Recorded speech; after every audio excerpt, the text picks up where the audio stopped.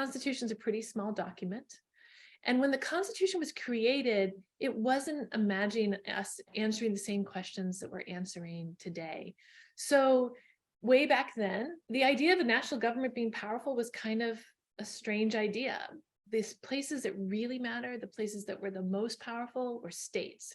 So if you asked someone, where do you affiliate? What are you a citizen of? They'd be more likely to say Virginia, probably, than the United States. The federal government early on was so unimportant that at some point someone was offered to be a justice on the United States Supreme Court, and he turned it down because he thought it was a far better job to be a state Supreme Court justice. That's how big the states sort of loomed.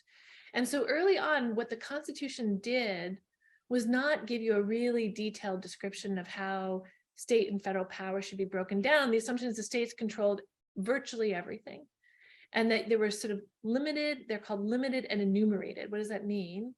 Limited means only a small number of things, right? The federal government was going to have a small number of powers. And enumerated powers, what did that mean? It meant they had to be named. So what you see in the Constitution is a series of things that name what the national government can do, and then basically says at the end, everything else is for the states and the people of our country. That is a really different model than we have now.